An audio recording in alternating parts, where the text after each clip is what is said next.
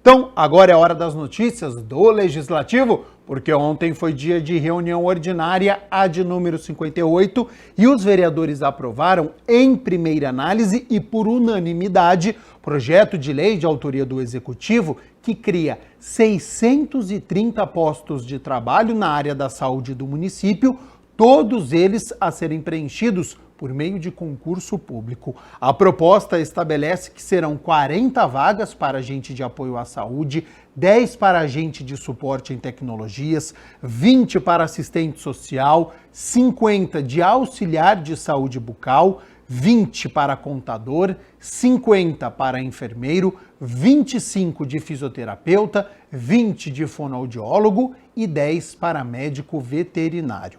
O líder de governo aqui na Câmara, o vereador Paulo Haddad, defendeu a matéria.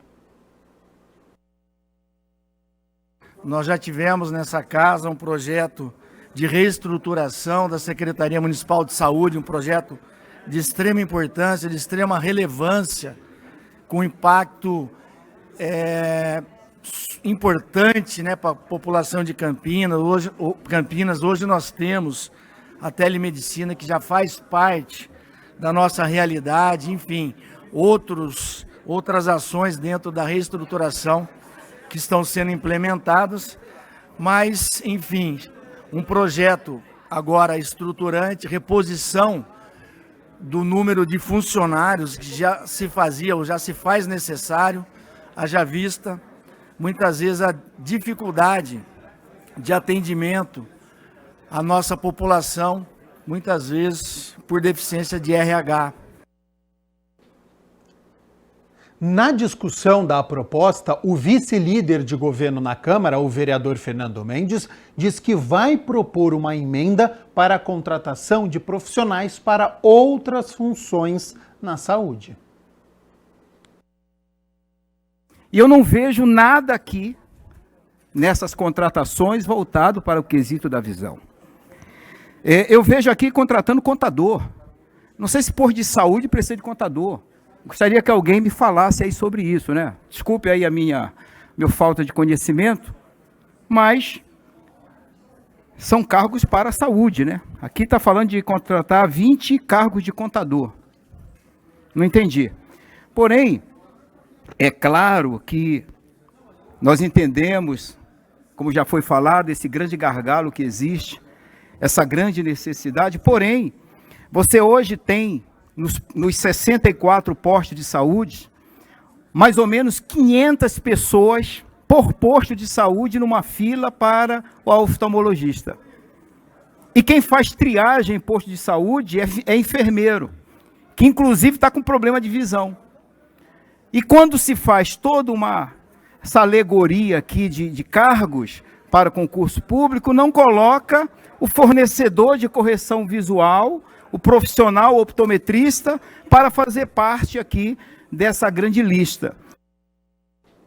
Além destes postos, a proposta estabelece ainda a abertura de 25 vagas para nutricionistas, 100 para psicólogos, 200 de técnico de enfermagem, 40 para saúde bucal e 20 para terapia ocupacional. Esta distribuição dos cargos, eu julgo que seja importante, e mais do que isso, que é algo que a gente vem dizendo, cobrando a administração para que contrate servidores públicos por concurso para repor as necessidades que tem, que as pessoas vão se aposentando e precisa repor, também aqueles que saem do serviço público, mas para bem do bom atendimento ao cidadão. É preciso que tenha um quadro de servidores do município que dê conta de fazer o atendimento. Nós temos um município com mais de 1 milhão de habitantes.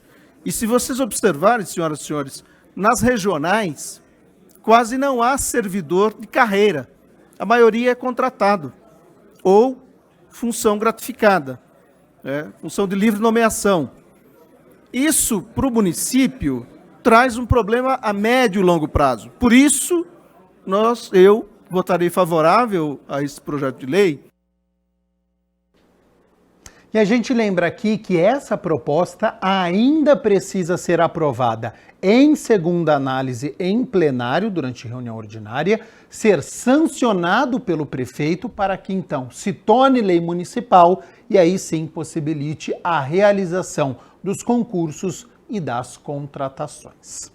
E olha só, em votação final, a Câmara aprovou o projeto que trata da contraprestação educacional a ser paga ao servidor público municipal credenciado que atuar como instrutor de primeiros socorros junto ao programa de capacitação e treinamento em primeiros socorros na Lei Lucas. Se nós nos reportarmos o que aconteceu com o menino Lucas, que ele acabou se engasgando com uma salsicha, veio a óbito, né, na escola em que ele frequentava, eu acho que ela é extremamente importante, até que se tornou uma lei, né, que a lei é 15.595, como você bem disse, de 2 de maio de 18. Então é importante que nós tenhamos dentro, né, da rede pública pessoas treinadas, né, capacitadas e treinadas em primeiros socorros. Por quê? Qualquer eventualidade, nós temos uma pessoa ali capacitada, que pode prestar os primeiros socorros, isso é determinante. Se a criança, ou pode ser até um adulto, que ele venha a ter a sua necessidade atendida, ou, infelizmente, acaba caminhando por um óbito. Mas a sensibilidade do Poder Executivo em capacitar as pessoas, e eles receberão aí uma remuneração 180 UFIX para aqueles que têm nível superior e 90 UFIX para nível técnico, eu acho que isso dá uma tranquilidade, uma segurança para as mães que deixam os seus filhos nas escolas. Lembrando que para cargos técnicos, o equivalente hoje é de R$ 403,00 e R$ 806,00 para nível superior por capacitação realizada. O vereador Paulo Haddad ainda enfatiza a importância de que profissionais qualificados da própria rede de saúde que fazem o treinamento de educadores e professores nas escolas municipais. É importante que a rede forneça esse profissional, que ele sirva de instrutor e multiplique, né, as pessoas que poderão prestar os primeiros socorros e fazer o atendimento às nossas crianças. O projeto de lei segue agora, então, para a sanção do prefeito, que vai regulamentar como será este trabalho. E olha só, ontem ainda a Câmara recebeu moradores do bairro Chácaras Cruzeiro do Sul que aguardam e lutam por pavimentação há 60 anos. Moradores do bairro Chácaras Cruzeiro do Sul estiveram na 58ª reunião ordinária da Câmara pela pavimentação do local.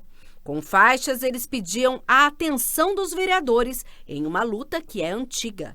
É uma coisa muito antiga e o problema nosso é seríssimo, porque nós precisamos do asfalto no bairro. Já fizemos várias reivindicações, muito tempo brigando, lutando, pedindo, implorando e até agora não foi resolvido nada. São 60 anos que o povo está lá sofrendo. É 60 anos, quando chove não tem como sair, tem que sair a pé porque nós não estamos tendo condições de sair quando chove. Uma comissão de vereadores formada pelo presidente Luiz Rossini recebeu a carta dos moradores e dialogou sobre as possibilidades de encaminhamento da demanda à prefeitura. Uma das razões, por respostas de até governos anteriores, é por causa do tamanho das ruas, a dimensão, não cabia um projeto de pavimentação.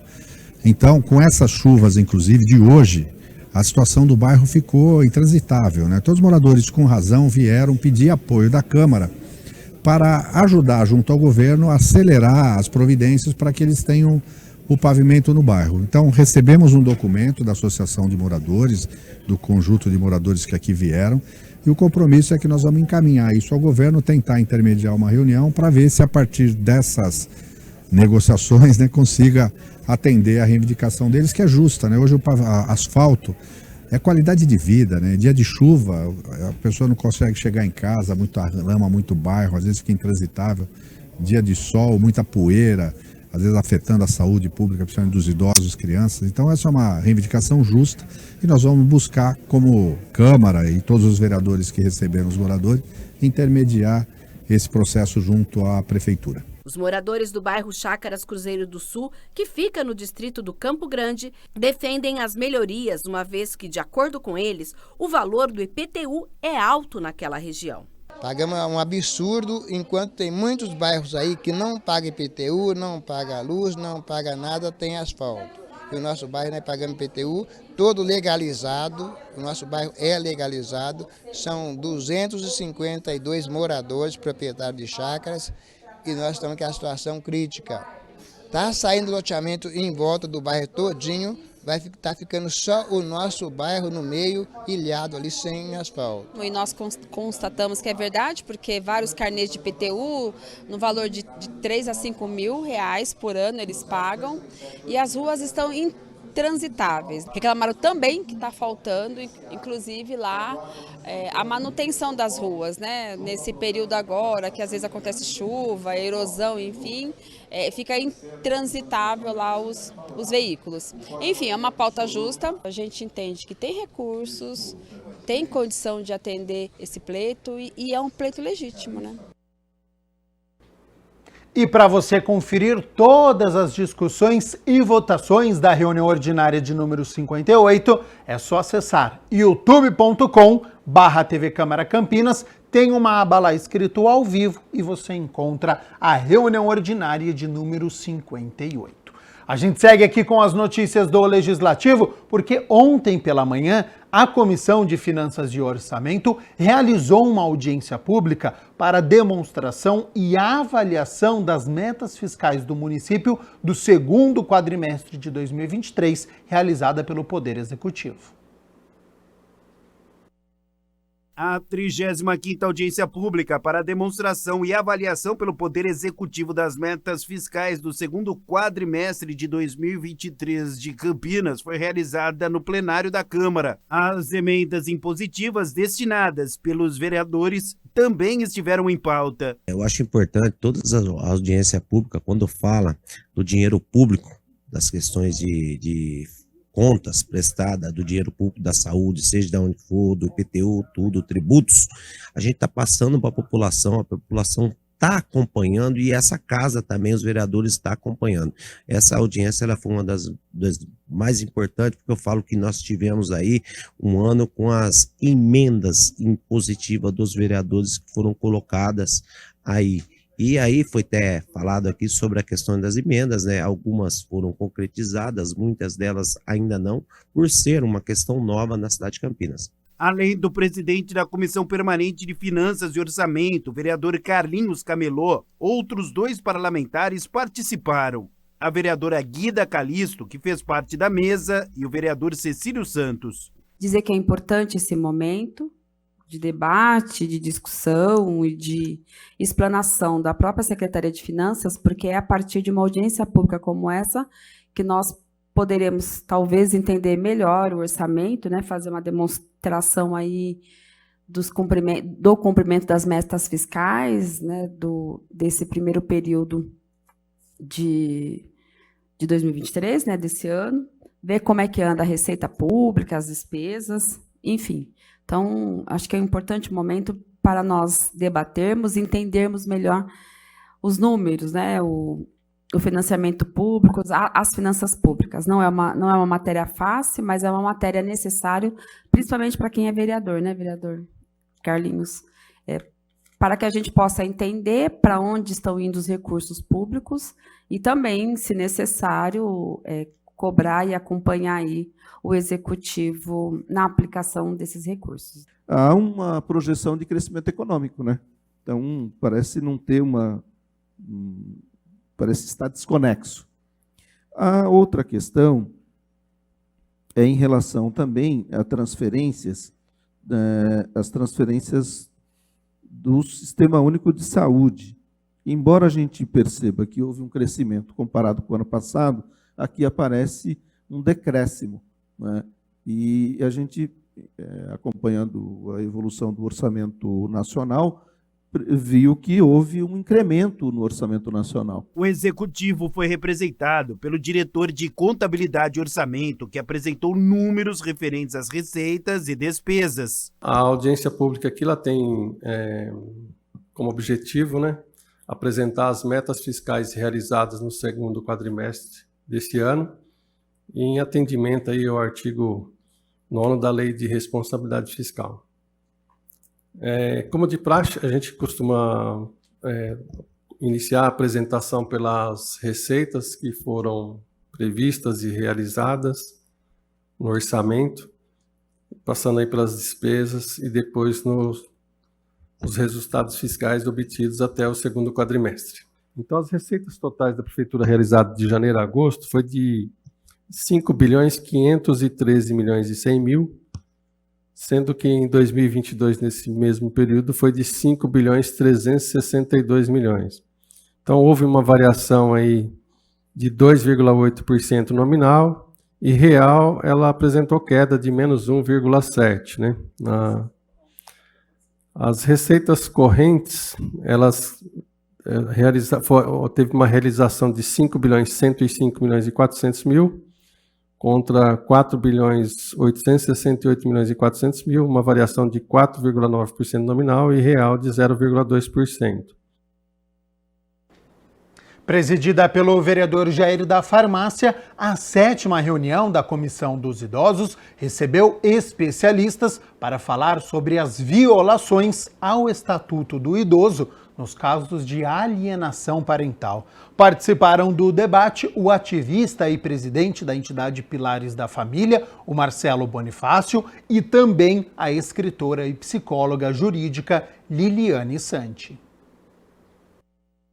A Comissão Permanente dos Idosos, Aposentados e Pensionistas, presidida pelo vereador Jair da Farmácia, realizou na tarde de terça-feira sua 7ª reunião ordinária, no plenarinho da Câmara Municipal. 2 especialistas foram convidados para debater sobre as violações ao Estatuto do Idoso, nos casos de alienação parental. O Marcelo é presidente da entidade assistencial Pilares da Família e ativista contra a alienação parental. Quando fala-se de alienação parental, o foco fica muito fechado nos pais e nos filhos. Mas todas as vezes que um pai ou uma mãe é compulsoriamente afastado de seu filho por meio de medida judicial, toda a parentela estendida também acaba sendo afastada de forma indireta e automática. E aí a gente para e pensa, olha, todas as crianças têm avós.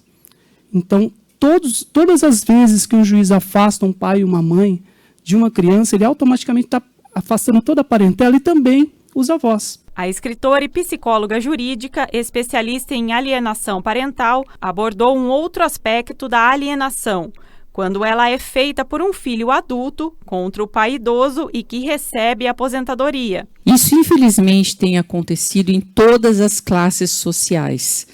Antes, a gente via em classes socioeconômicas mais favorecidas.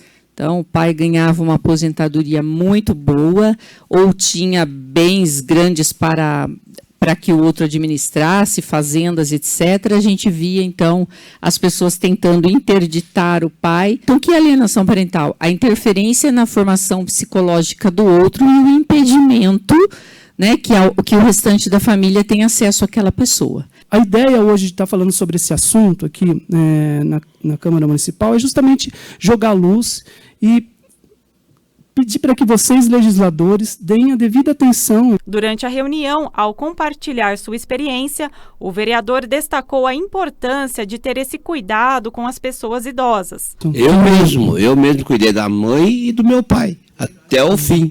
Não tem nada contra casa de repouso, mas eu cuidei deles até o fim e estou tranquilo. Para Marcelo, é necessário que o município invista em projetos de conscientização sobre alienação parental. Conscientização da sociedade, conscientização das crianças em relação aos avós, dos próprios idosos em relação aos seus direitos, porque muitos deles nem sabem os seus direitos, têm os seus direitos violados, não conhecem os seus direitos, portanto não cobram os seus direitos e muitas vezes sofrem calados. O vereador Otto Alejandro protocolou uma indicação solicitando ao Poder Executivo a construção de um estacionamento em frente ao ambulatório médico de especialidades na Vila Industrial. O parlamentar pede que a obra seja viabilizada no canteiro central da Avenida Prefeito Faria Lima para regularizar um espaço que já é utilizado pelos usuários. Por meio da indicação 8.682 de 2023, o vereador Otto Alejandro está pedindo à Prefeitura de Campinas a construção de um estacionamento livre em frente ao AME, o Ambulatório Médico de Especialidades na Vila Industrial. Pessoas que vão passar por consulta, também que vão visitar os seus entes queridos, a maioria das vezes são surpreendidos quando voltam com uma multa no seu para-brisa.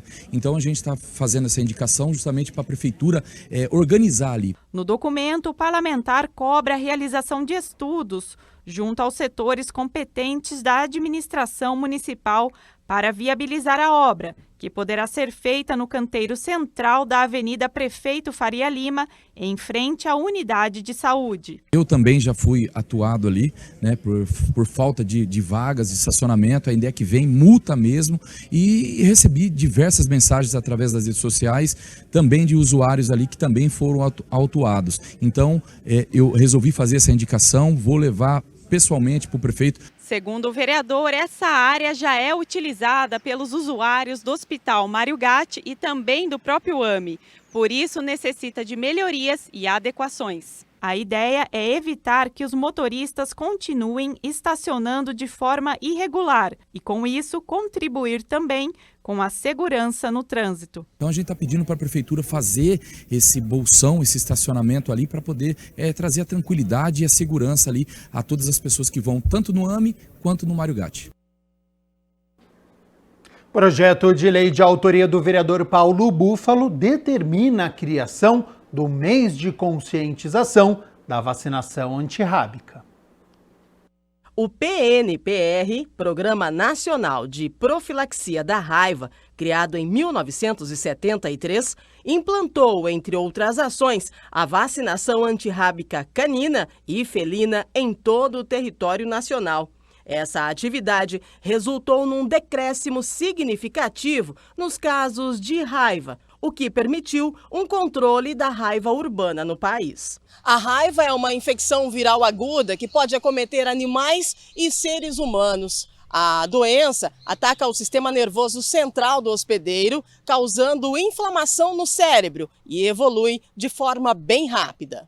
A vacina antirrábica é ainda a única forma de prevenir a enfermidade e manter os pets saudáveis. Em Campinas, o vereador Paulo Búfalo protocolou o projeto de lei 224 de 2023, que institui o mês de setembro como o mês municipal de conscientização da vacinação antirrábica. Eu venho debatendo esse tema já há algum tempo, apelando aos outros entes, o governo estadual, a União, para que entre nesse circuito, retome as campanhas de vacinação antirrábica. Nós temos tido casos em cidades populosas aqui de animais, em particular cães que apresentam a doença, morrem por ela, uma doença muito grave para os seres humanos, né? E para os animais também, é evidente. E então aqui na cidade eu tenho cobrado que o município, ele além de ter o seu local permanente, que ele volte a promover as campanhas, porque isso descentraliza, facilita o acesso da população. Como explica o vereador, seria uma data para conscientizar a comunidade sobre a importância da prevenção e comemorar as conquistas alcançadas com a vacinação. Tendo em vista as informações que nós temos colhido a respeito disso, nós decidimos apresentar um projeto instituindo o mês de setembro. Não é sem motivos, no dia 28 de setembro é um dia mundial, né, de conscientização sobre a raiva, uma homenagem feita a Louis Pasteur, né, que foi o cientista que desenvolveu a primeira vacina, e também é uma data utilizada então para discutir justamente a questão da disseminação, como ela se dá muito rápida, quando tem um caso específico, as formas de você isolar esses casos, né, e a gravidade dessa doença para os seres humanos. A proposta estabelece que sejam realizadas campanhas de incentivo e conscientização, além da divulgação dos locais permanentes de vacinação gratuita na cidade. Para Paulo Búfalo, essas ações devem contribuir na prevenção da doença. Então, avaliamos que instituindo um projeto como esse vai mobilizar a cidade, né, e os poderes públicos, né, para que a gente consiga avançar no tema.